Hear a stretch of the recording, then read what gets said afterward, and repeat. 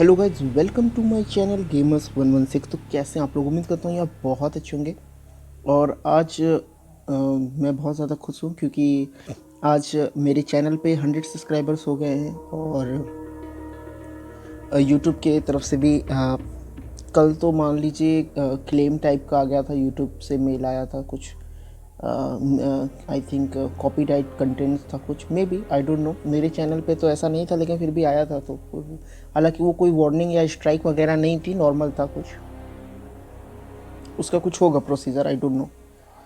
लेकिन आज 100 सब्सक्राइबर होने की उससे जो है यूट्यूब की तरफ से मैसेज आया है मुझे। और मैं बहुत खुश हूँ क्योंकि 100 सब्सक्राइबर हो गए। और अभी तो बहुत लंबी जर्नी है यार, अभी तो काफ़ी दूर तक जाना है। तो मैं जितने जैसे जैसे सब्सक्राइबर बढ़ते जाएंगे, मैं वैसे वैसे वीडियो थोड़ा हार्ड वर्किंग मैं करता रहूँगा और अच्छी वीडियोस कोशिश करूँगा लाने के लिए, ऐसे वीडियोस जो आपके लिए यूज़फुल हो। ठीक है, मैं ऐसी वीडियोस लाता हूँ जो कुछ हद तक आपके लिए हेल्पफुल हो, पूरी तरीके से नहीं तो कुछ हद तक। तो अभी आज एक वन ऑफ माय सब्सक्राइबर हैं, ठीक है, वो उनका मैंने अकाउंट लिया हुआ था। उन्होंने मुझे अपना अकाउंट शेयर किया था और उनके कुछ डाउट्स थे। उनके डाउट्स ये थे कि उन्हें उनके पास स्पिरिट फ्रैगमेंट हो गए थे 30।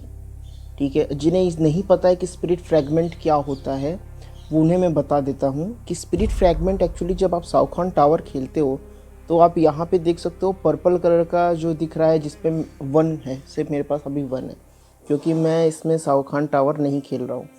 तो इस अकाउंट में साउखान टावर में नहीं खेलता हूँ, इसलिए मेरे पास फ्रैगमेंट सिर्फ 1 है। समझ रहे हो? सिर्फ एक फ्रैगमेंट है। ठीक है, मैंने मैचेस ही नहीं खेले एक्चुअली टावर के, आप देख सकते हो तीसरे मैच में।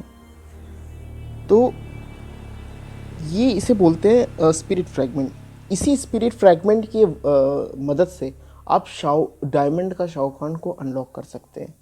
ठीक है, ठीक है, तो डायमंड के शाओखान को अनलॉक कर सकते हैं। तो अच्छा, इसे शाओखान को अनलॉक कर सकते हैं तो हमें कितने फ्रैगमेंट की ज़रूरत पड़ेगी अनलॉक करने के लिए? तो मैं बता दूं, 27 अगर आप कलेक्ट कर लेते हैं फ्रैगमेंट, यानी स्पिरिट फ्रैगमेंट जहां मेरा 1 है स्पिरिट फ्रैगमेंट, वहां अगर आप 27 फ्रैगमेंट कलेक्ट करते हैं तो आप शाओखान को अनलॉक कर सकते हैं। तो वो जो हमारे सब्सक्राइबर थे उन्होंने मुझे जो आईडी अपनी दी थी, उनके पास 30 फ्रैगमेंट थे, 30 स्पिरिट फ्रैगमेंट थे, लेकिन फिर भी वो शाओखान को अनलॉक नहीं कर सकते। क्यों? इसका रीज़न ये है कि इसलिए अनलॉक नहीं किया जा सकता क्योंकि शाओखान सिर्फ रेलिक हंट जो इवेंट आता है सिर्फ उसमें ही अनलॉक होता है। समझ रहे हैं? ये उसका पर्टिकुलर एक इवेंट आता है जिस इवेंट में उसको अनलॉक किया जाता है। ये हर हर समय अनलॉक नहीं हो सकता। ये सिर्फ उस पर्टिकुलर रेलिक हंट जो इवेंट आता है उसी इवेंट पे इसे अनलॉक किया जा सकता है। किसे? शाओखान को। तो इसीलिए लोग रेलिक हंट का वेट करते हैं। और रेलिक हंट फ़ायदेमंद इसलिए है क्योंकि आप कम समय में स्पिरिट फ्रैगमेंट को ज़्यादा से ज़्यादा कलेक्ट कर सकते हो कम समय में। ठीक है, तो जहाँ पे आप, जैसे कि मेरे पास है, मेरे साथ है ये इशू कि मैंने 20 अभी सिर्फ 1 फ्रैगमेंट कलेक्ट किया है, तो मुझे अभी 26 फ्रैगमेंट और चाहिए शाओखान को अनलॉक करने के लिए। अब 26 करने का मतलब क्या है जानते हैं आप? 26 फ्रैगमेंट कलेक्ट करने का मतलब है कि मुझे एटलीस्ट इसमें आई थिंक 50 मैचेस खेलने पड़ेंगे। एटलीस्ट टावर में 50 मैचेस खेलने पड़ेंगे, है ना? और आपको पता है कि आपका जो पर डे का लिमिट होता है वो 3 मैचेस का होता है। तो मैं 50 मैचेस कैसे खेलूँगा इस टावर में फ्रैगमेंट को कलेक्ट करने के लिए? इसीलिए रेलिक हंट जो होता है वो इवेंट, उसमें कम से कम समय में आप ज़्यादा से ज़्यादा फ्रैगमेंट को कलेक्ट कर सकते हैं। ये इवेंट फ्रैगमेंट कलेक्ट करने के लिए भी होता है, प्लस आप शाओखान को इसी इवेंट में अनलॉक कर सकते हैं। तो सिर्फ रेलिक हंट ही एक ऐसा इवेंट है जिसमें आप शाओखान को अनलॉक कर सकते हैं या शाओखान आपका अनलॉक हो सकता है। तो मैं उनसे यही रिक्वेस्ट करूँगा कि रेलिक हंटर तक इंतज़ार करिए। आपके पास 30 फ्रैगमेंट हो चुके हैं, या आप टावर को ऐसे ही खेलते रहिए और थोड़े बहुत फ्रैगमेंट को कलेक्ट करते रहिए, ठीक है। और रेलिक हंट जिस दिन आएगा उस दिन आप रेलिक हंट में पार्टिसिपेट करके और फ्रैगमेंट कलेक्ट करिए और शाहरुख खान को भी अनलॉक कीजिए, क्योंकि 27 कलेक्ट करेंगे तो आपको एक कार्ड मिलेगा। 97 जब आप फ्रैगमेंट कलेक्ट करेंगे तो आपको उसी कार्ड का एक फ्यूज़न हो जाएगा, यानी शाहरुख खान का एक फ्यूज़न हो जाएगा, ठीक है। तो क्योंककि अभी जो मेरे पास जो मेरा अकाउंट है उसमें मैंने 30 फ्रैगमेंट ऑलरेडी कलेक्ट कर लिया है। मुझे आई थिंक 67 फ्रैगमेंट्स और चाहिए 97 करने के लिए, उसका एक फ्यूज़न करने के लिए शाहरुख खान का। तो हाँ, मुझे कुछ फ्रैगमेंट की ज़रूरत पड़ेगी, तो वो मैं जो है उसमें क्या कहते हैं आपका रेलिक हंट से वो क्या कहते हैं फ्रैगमेंट को वहाँ से कलेक्ट करूँगा। अच्छा, मैं एक और चीज़ बता दूँ, रेलिक हंट के बारे में बता दूँ। रेलिक हंट के आने के चांसेस फरवरी या मार्च में है, मुझे जहाँ तक लग रहा है। जनवरी में भी आ सकता है, अगर बहुत ज़्यादा अगर लकी हुए तो आपकी जनवरी में ही 2021 में जनवरी में ही रेलिक हंट आ जाएगा। लेकिन जो चांसेस है वो चांसेस ये है कि फरवरी या मार्च में आएगा रेलिक हंट। उसके बाद में एक और चीज़ की बात करना चाहूँगा। रेलिक हंट में एक चीज़ आपको मैं बता दूँ कि अलग अलग टावर्स होते हैं यार, छोटे छोटे, ज़्यादा नहीं, बहुत ही बेसिक टावर्स होते हैं। और सबसे बड़ी बात है ना कि वो टावर्स इजी नहीं होते। जी हाँ, रेलिक हंट इजी नहीं है, रेलिक हंट थोड़ा सा हार्ड होता है, थोड़ा ही कहूँगा, ज़्यादा नहीं, लेकिन तब भी हार्ड होता है। और सबसे बड़ी बात होती है कि उसमें आपके पास क्लास वाइज पावरफुल कैरेक्टर होने चाहिए। जिससे टावर क्या होता है कि कोई टावर ये कहेगा कि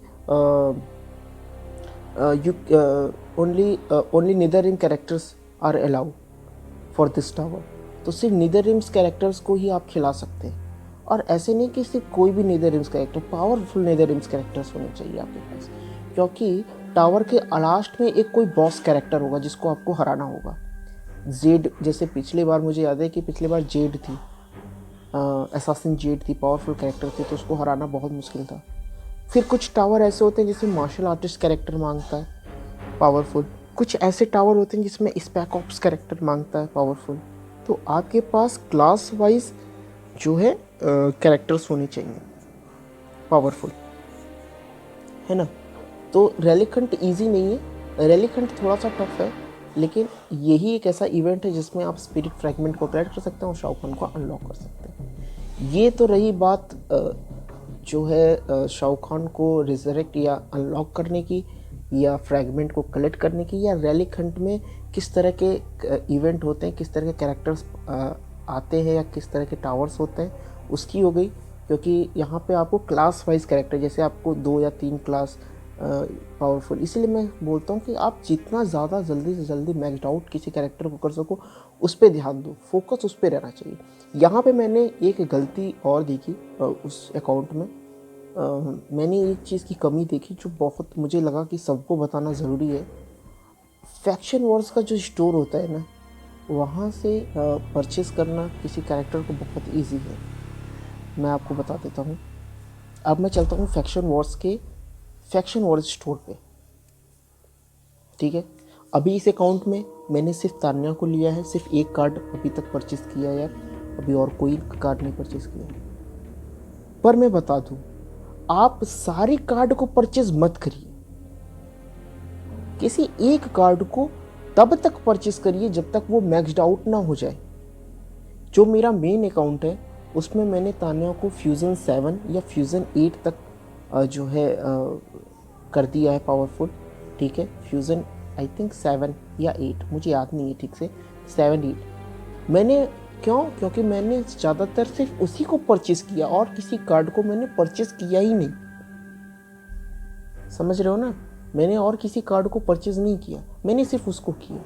तो आप कोई भी, आप चाहे क्लासिक स्कॉर्पियन लेते हो, चाहे क्लासिक अरमैक ले रहे हो, चाहे क्लासिक सब-ज़ीरो ले रहे हो, या कोबुत्सु तान्या ले रहे हो, कोई भी कैरेक्टर अगर आप परचेस करते हो तो आप सिर्फ उसी को परचेस करो।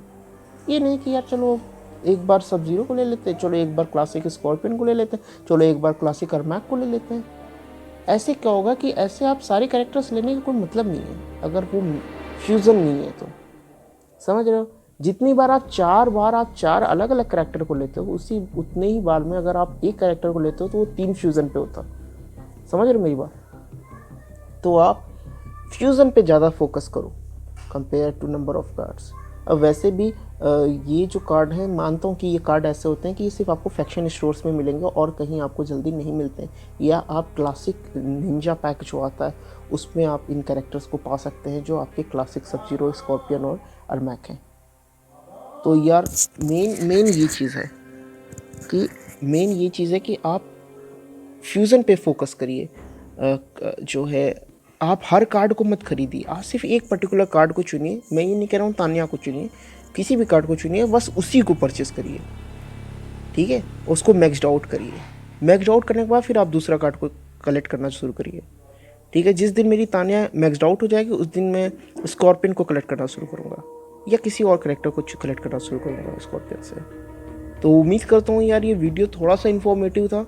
अगर थोड़ा बहुत इन्फॉर्मेटिव लगा होगा तो यार वीडियो को लाइक कर देना। मुझे यही 2 कमियाँ उस अकाउंट में लगी, बाकी और कोई कमी नहीं थी। बाकी लोग, इसीलिए मैं कहता हूँ कि पहला जो टारगेट रखा करो कैरेक्टर्स का, वो मैक्सड करने के चक्कर में रखो। आपके पास 4 कैरेक्टर मैक्सड आउट होंगे तो वो ज़्यादा अच्छा अकाउंट होगा। समझ रहे हो ना?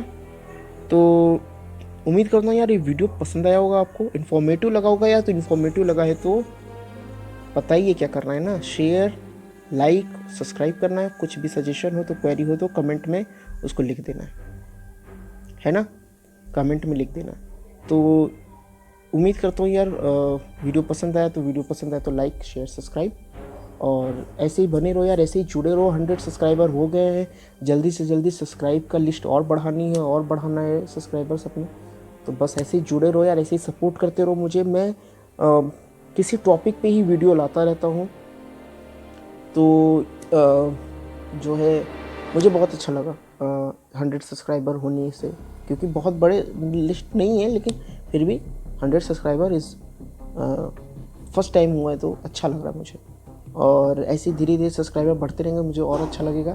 तो बस ऐसे ही सपोर्ट करो यार। और मैं चाहता हूँ कि जितने मेरे सब्सक्राइबर हैं वो लोग फेसबुक या इंस्टाग्राम पे जुड़े, फेसबुक पे जुड़िए। फेसबुक मैंने इसको ऑलरेडी पोस्ट किया हुआ है कि मैंने सबको ग्रीट किया हुआ, मेरे जितने भी सब्सक्राइबर, मैंने सबको ग्रीट किया हुआ है कि यार मेरे 100 सब्सक्राइबर हो गए, थैंक यू फॉर एवरीवन। तो मैं यहाँ भी ग्रीट कर रहा हूँ, दैट्स डिफरेंट थिंग। पर वहाँ पे जाइए, देखिए, पोस्ट को कम से कम देखो। तो मैं पोस्ट करता हूँ, किसके लिए पोस्ट कर रहा हूँ, और आप लोग वहाँ जाके जुड़िए। तो फेसबुक पे जाके जुड़िए, फेसबुक पेज पे। तो तभी तो है ना? तो वहाँ जो जाके जुड़ो, है ना? फेसबुक पेज को जाके देखो, तो खोल के कभी देखो तो कि मैंने क्या क्या पोस्ट किया है फेसबुक पे, है ना? तो जाके देखो। और उम्मीद करता हूँ ये वीडियो पसंद आया होगा यार। तो मिलते हैं आपसे नेक्स्ट वीडियो में, तब तक के लिए थैंक यू, बाय।